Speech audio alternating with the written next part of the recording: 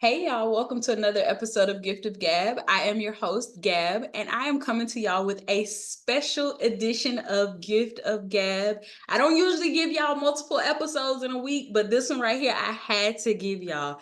Um, Everybody sees what's going on in the USA right now, right? With the election, and recently Joe Biden just, passed the throne to Kamala Harris. So I have a very special guest with me here today to talk all about the fact that girl, you are on the ballot. Y'all, please welcome to the show, Miss Tammy Jackson Moore. Welcome to Gift of Gab, Miss Tammy. Thank you, Gabby. I am so happy to be here. Thank you so much for having me. We are happy to have you. Y'all, Miss Tammy is from my hometown of Belle Glade, and she is the founder of Guardian of the Glades, a very powerful movement there to, just champion the people from what we call the muck. Some of y'all might not know, but what we call the muck, and to just keep our soil fresh and fertile. Is that a good way to describe Guardians of the Glades? That's it. That's exactly it. It's primarily to be a voice for the people, making certain that the community, the state, the county, the federal government doesn't forget that there's a group of people that live in the glades and we are important too. We are important, absolutely. Miss Tammy is a very big advocate in the community, very, very just vocal about a lot of things that happen in government with not just Belgrade, as she said, but the entire state of Florida, let alone the United States. So I thought, it'd be great to have this conversation with you, Miss Tammy. Just talking about the importance of what's happening right now. Right, every 4 years we hear that, oh, this race is important, this presidential race is important, this one is historic, this one is this. But we really are here with this whole Kamala Harris, being at the top of the Democratic ticket, 99 days till election day as of today, and going up against Donald Trump. So I think it's really important that we just have this candid conversation to talk about the fact that we as women are on the ballot. So I want to start off with first, just kind of share your thoughts. What went through your mind when Joe Biden officially passed the torch to Kamala? I think that myself, along with a lot of other women, especially Black women, felt a sincere sense of excitement. Yeah. We have supported the man Mm-hmm. and the white man Mm-hmm. for so many years, Yep. and now it's our time. Yeah. And we can do this. We can occupy the White House, Yeah. but we have work that we have to put in to make certain that that happens. So That's, we're putting everything on the field. We're going to leave everything on the field. We're going to fight like we want it. The other team is going to be fighting too. But women, when we rise up, we bring a nation of women with us. So women are really, really supporting and encouraging this. We are seeing that the men are, creating a movement behind all of this excitement. yeah. So we're excited, and we're going to take this excitement all the way to the voting poll in November. So my next question is, because I've been hearing this not so much as I expect to, but I still hear it a lot. So I want to hear your thoughts around the question that I hear people keep asking, like, do you think the United States is ready for a woman president, let alone a Black woman president? I think that United States is prepared for a woman to really, really step up and influence with her leadership. That's right. We oftentimes say, and Beyonce coined it nicely, girls rule the world. That's right. But think about all the things that women are doing. Yeah. Women are excelling in their careers. Women are leading families and households. Women are taking care of children. Women are taking care of their communities. Women are stepping up to really, really show that we are the ones that are going to be ultimately responsible for what happens in this country. So when we have a female, especially a Black female, on the ticket, for a president of the United States, I think that all women will get behind her to make certain that this comes to fruition. Absolutely. And I think it is New Zealand that had their prime minister, Jacinda Hyacinth or something. I forget her name. My apologies. Mhm. But from my understanding, she was a phenomenal leader of New Zealand. And I'm like, with America being such a progressive forward country, even though a lot of us don't recognize America as that, right? Because there are a lot of ways that we still fall behind. But I don't see why it took so long. I Honestly. agree. I agree with you. You know, we've had some amazing women that have held Senate seats. They've Yes. held House of Representative seats, but now stepping out and stepping forward to be the leader of the free world, that's a big, big deal. And I'm so excited. And everywhere that I go, I talk to other women and they're super excited. Everybody's asking, what can they do? How can they be influential? How can they get on the team? That's So right. I'm just so excited about this. Yes, listen, when the news came across for me, I just was like, oh, it's time. I was going to Exactly. vote for Joe anyways, right? Because Yes. we're going to dive into this because I know what's at stake for Mhm. me as a woman, for my mother, for my sisters. I know what's at stake, right? I recognize that. So I was going to vote for Joe anyways. But Mhm. when he passed that torch directly to her, I was like, oh, I'm not just going to vote. I'm going to vote hard. I'm going to break the pen trying to cover her in that little bubble. I'm going to vote. So, let's talk about some of the things that are on the ballot, right? Not just the names of the president and the vice president, but some of the policies that are on the ballot. One of the biggest one being abortion rights, right? Kind of what are your thoughts around that when a woman says, well, I ain't having no abortion, it don't affect me. You know, I think what we all need to recognize is it's not only about abortion rights, it's about the rights of women as it relates to how they take care of their bodies. So, you know, when we're talking about abortion rights, let's talk about the right to decide whether or not you want to have a kid. That's You right. know, why do we want a man to determine what we do with our bodies? When the man doesn't have to carry the baby, oftentimes the man isn't the one that's doing all the motherly work that needs to occur while you're raising that kid. I think women should always have the right to make the best decisions about their bodies. And that decision needs to be made with the woman, her provider, and her family. That's right. Not other people from outside, not legislators dictating what you can and can't do. That's a very, very personal choice, and women need to have the right to make that choice with those things, the best information that they have at their hands. And when we think about it, what they're trying to do is take that choice away from women.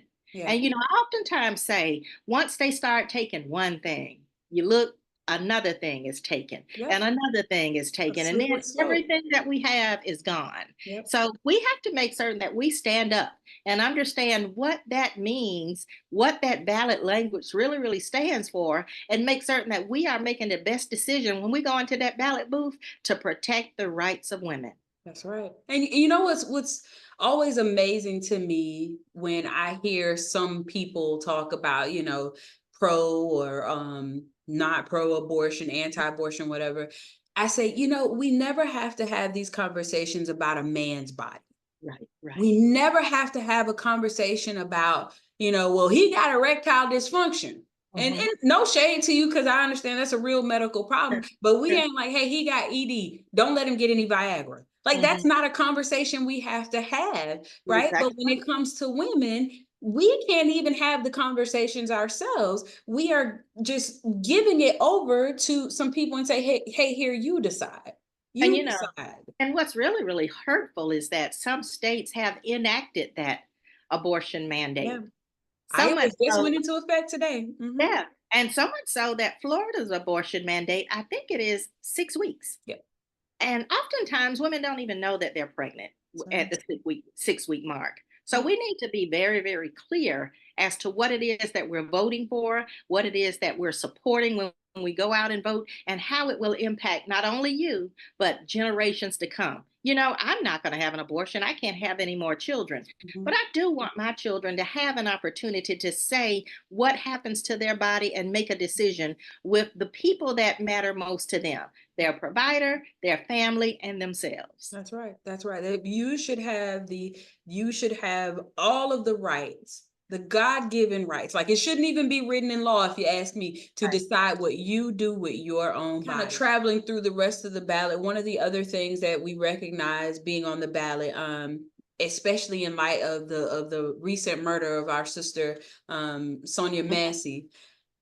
Let's talk about, the fact that immunity for police is on the ballot and how that directly affects like the Black community, Black and brown communities. What's important to know is that not all police are bad police. Right. There are some Absolutely. bad apples in that bunch. And some of those unfortunate bad apples make it bad for those who are good apples. But we need to make certain that those who are bad apples and intentionally do things to harm women and our community, Yeah. women, men, just our community, any community, they are held accountable for it. When you talk about immunity for police officers, you talk about that immunity being removed, and whether or not he or she is a bad cop, they don't get a slap on the hand for that. That's And right. that's just unfair, period. I oftentimes say, sometimes they're making these laws, but I think they forget that what if it happened to a member of their family? How Yeah. would they feel? Yeah. How would they want that individual, the perpetrator, to be punished? And what will that punishment look like if it was a member of their family? So we got to make certain that we are looking out for not only our family, Yeah. but families like ours, communities like the communities that we live in, and then have those conversations and identify that the reality is not all cops are bad cops. There are some amazing cops and they do great work in the community. But Absolutely. then there are some that, like I said, that are bad apples and they spoil the whole bunch That's right. because of their bad behavior. Yep. Some cops are cops and their work ethic is horrible. Yep. Their work history is horrible. Yep. With mental health issues the way that they are, things are happening that we probably had never seen or never thought of happening before. But Right. how do we hold the people who are sworn to protect us and Yeah. they don't? How Yeah. do we hold them accountable? And removing the immunity piece is not how you hold them accountable. That's absolutely right. That is, I think, that get highlighted, it kind of, for a lot of us, it kind of makes us look at that job in a whole and go, are all y'all like that? Is there like some kind of secret Right, society that right. all of y'all live by a certain code? And of course, like you said, that because there is a bad apple, that should not be a reflection of the entire police squad, right? I have a lot of family members that are a part of the sheriff's department, and I think they are fantastic Mhm. police officers and sheriffs, and they do go out into the community and make sure that they show others that, hey, we're not all like that. But sometimes it's really hard when that's all we see as Black people, right? One of us getting murdered, one of us getting beaten, things like that. But that's on the ballot. That's on It's the on the ballot. ballot. It's That's on on the the ballot. ballot, and we should be prepared prior to going to the ballot. Yep. Be prepared how we're going to vote and why we're going to vote that way.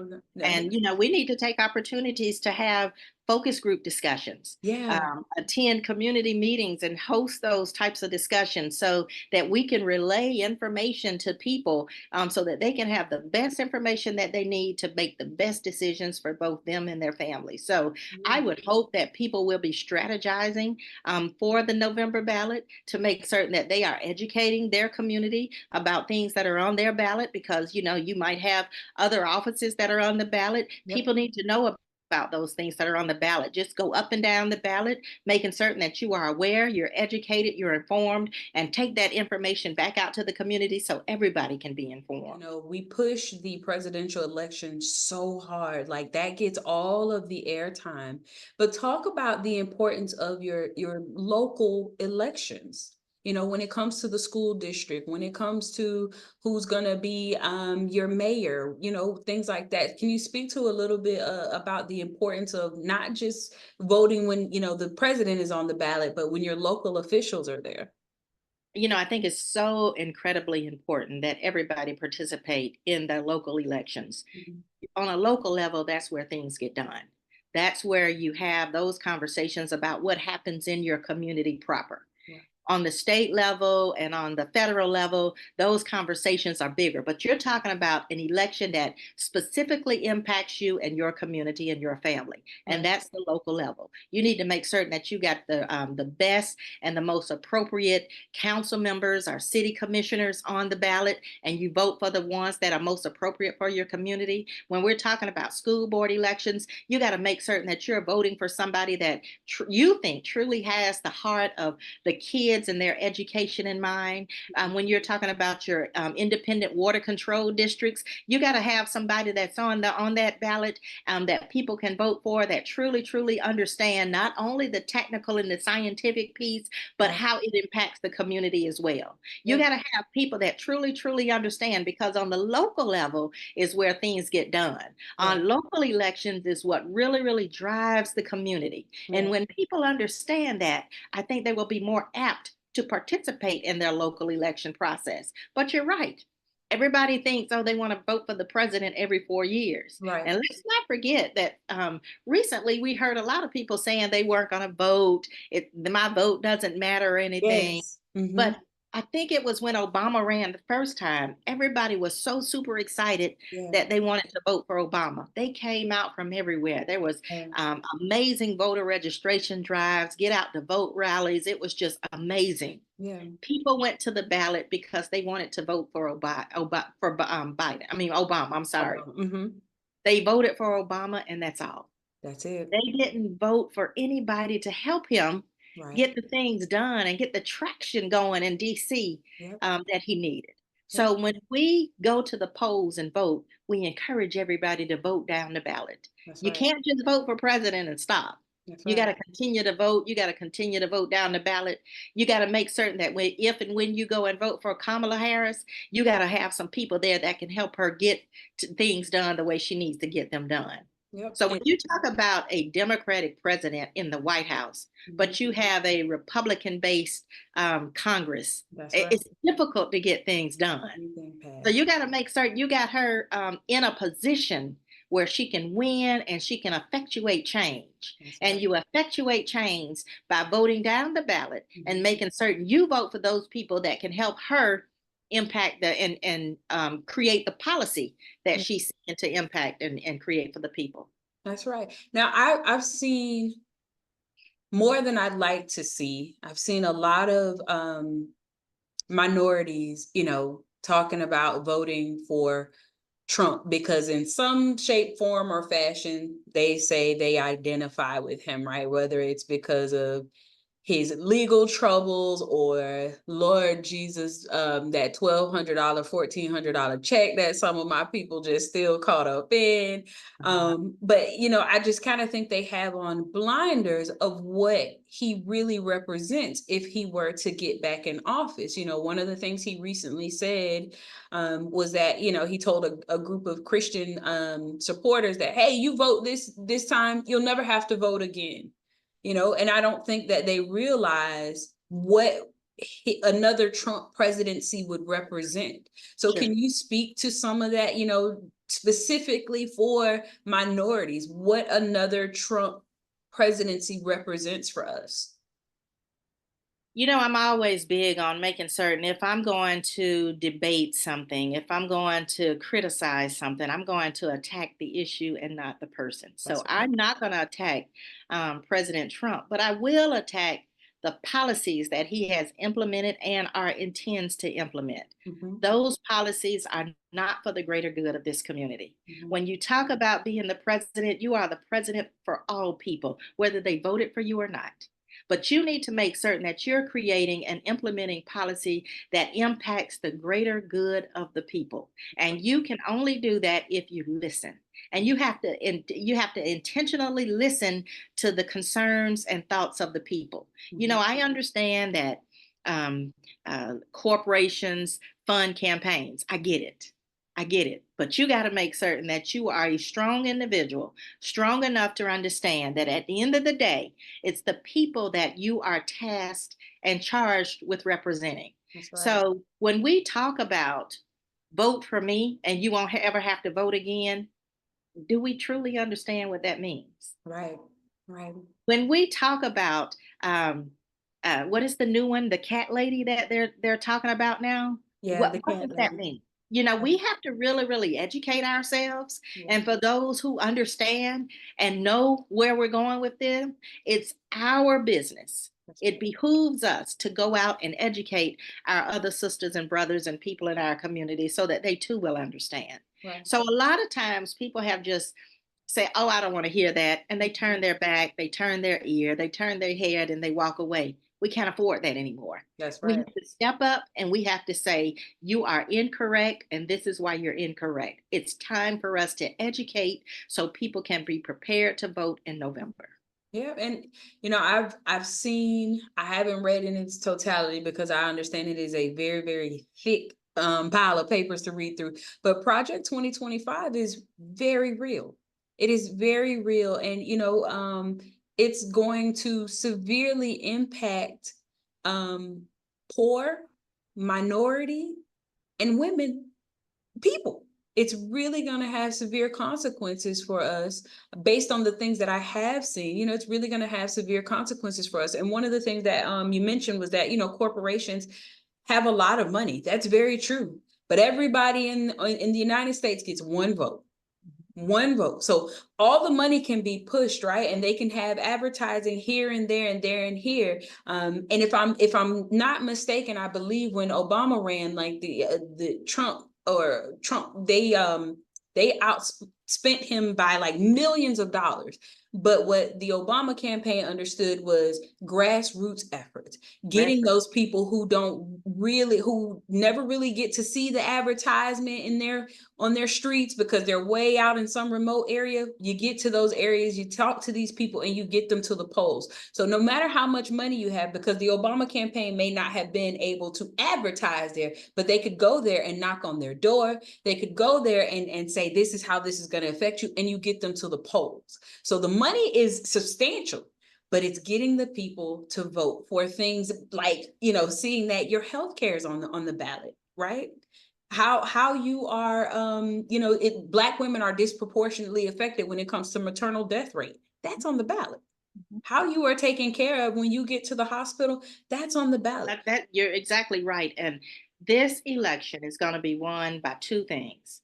It's going to be won by young female voters. Mm-hmm. It's going to be won by the fact that we now understand grassroots efforts is what wins campaigns. Well, So wins. we got to get in those alleys. That's We right. got to get in those communities and those neighborhoods that normally say, oh, I'm not going to vote. They're not going to listen to me anyway. We got to do what we got to do to encourage them to come out of their homes, Yep. get involved and engaged in the process, and then vote. And that's how we're going to win this race. We're going to make certain that our younger women are voting, and we're going to make certain that our grassroots efforts, our on the ground efforts, are going to push people to the polls and vote in November. That's the only way to do it. Obama did it, and he did it 2 years in a row, and we can do it this So a time. lot of this conversation that we've had thus far, we've talked about, women voting, especially Black women.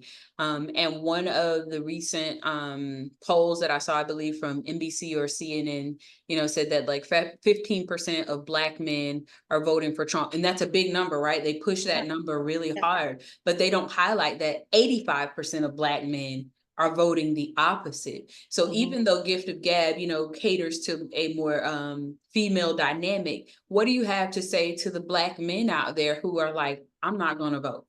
I don't care. I'm not a woman. That doesn't affect me. What do you say to them?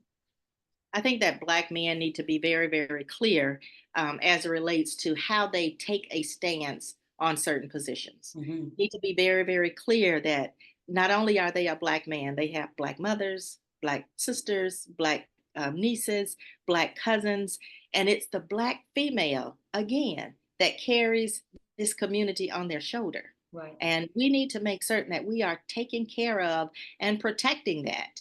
Right. Oftentimes, Black men are concerned about their financial status and how they saw their bank account or how they saw their investments grow during a certain period. Yeah. But not only should we be concerned about what our pocketbook looks like, we need to be concerned about the status of the women in our lives and the women in our communities. It's not always about money, although money is great. Yeah. It's not always about money. It's the principle of the thing. You know what I'm saying? Nope. It's the principle of the thing. We got to take care of our people. That's And absolutely. when we start taking care of our people, that means we're standing up for each other. And women, we deserve it.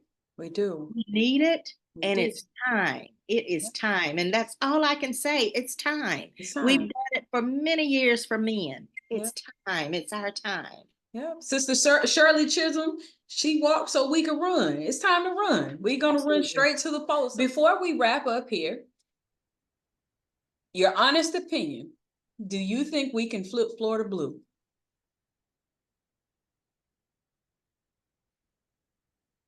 Let me say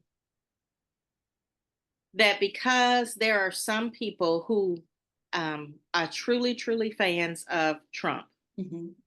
they're going to still be out there working just as hard as what we're working for Kamala. Right. But I think that there are so many people that supported Donald Trump, and they saw what we got with him. Right. They saw the chaos. They saw the divisiveness that occurred. Mm-hmm. They're tired of that. Right. People are tired of that. We want to come back together as a community. We want to come back together as a nation, and we want to be that nation that every other nation emulates. So many other nations, they hate America now because of so many things that have occurred. Right. We need to be that model country that we always were.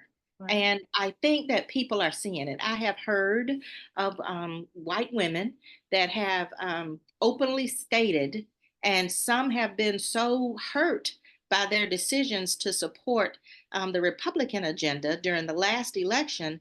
They are really, really apologetic to Black women, and they want to help Black women make this happen. So we're putting our arms around them, because this is not only about Black women. This is about all women. Yep. Black women, we love them, but Yep. this is about the fate of all women in Yep. this country. And it's time for us to make certain that we're working together to make certain that we have an end game after November that's going to be supportive of all women in this country. That's absolutely right. So as we end the episode here on Girl, You Are on the Ballot, what would be your final thoughts, your piece of advice to any woman, any man of any race, ethnicity, background, whatever? What would be your words of wisdom to them as it relates to this upcoming presidential election? What I would tell people is that we hear so many stories now about both sides, about both individuals on the ticket. I encourage people to do their research. Oftentimes, when we research all of the garbage that we've heard about other people, it's not true. So we need to make certain that we are operating on truth and not misinformation. There's a lot of misinformation out there. There's a lot of rumor mill out there. We got to get away from that. It's this election is too important for us to be embodied in that craziness. Oftentimes we say embodied in that foolery. This isn't about the foolishness anymore. This is real. This is people being impacted. Yeah. This is about the lives of people and how people can continue to, number one, grow their families and grow their economics. And we need to make certain that we are sharing factual and actual information. So I encourage everybody to not only be abreast of what is going on during this election, I encourage them to get involved, get engaged, start holding small focus group meetings, start holding community roundtable discussions, and start talking about some of these topics that are going to be on the ballot and who will be impacted and how. It's very, very important that we become engaged and know what's going on. I tell people all the time, I want to go to church because I want to hear the message for myself. I don't want somebody to come back and tell me. Right. So make sure that when you're attending these sessions, you are fully engaged and you have an open mind so you can receive the information. I tell people all the time, when there's a conversation, lean all the way in so you can get as much information as you need. You must have seen me coming closer and closer to this camera, because listen, I'm trying to just scoop up everything here. You are just a wealth of knowledge. You are a wealth of wisdom.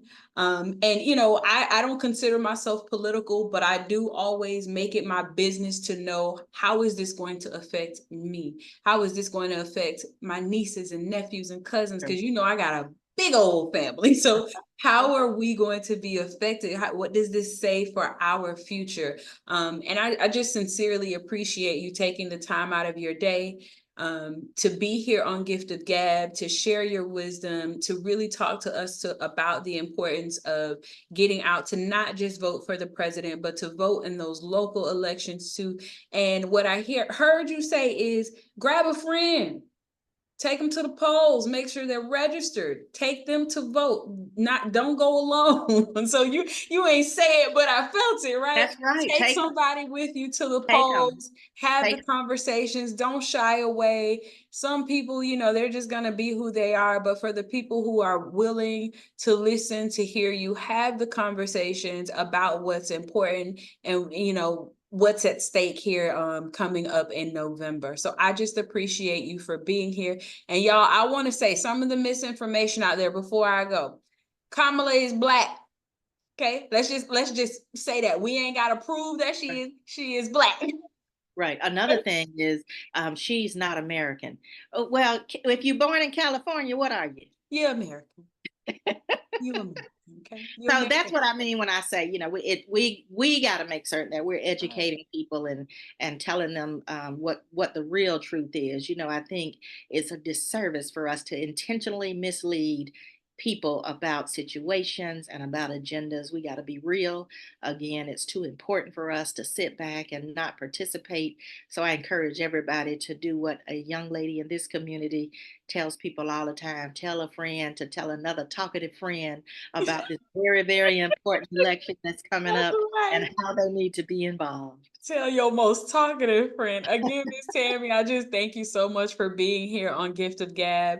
Y'all, I do this work and I bring y'all these episodes because I truly love us, right? I truly love who we are. I know we're not a monolithic people, but we got a lot of light, right? And we got a lot of the same things at stake. So I truly love us and I want what's best for us. So each other, Miss Tammy, come back anytime you want to come back and drop some knowledge on us, okay? You're Absolutely. Thank you always so welcome much. back.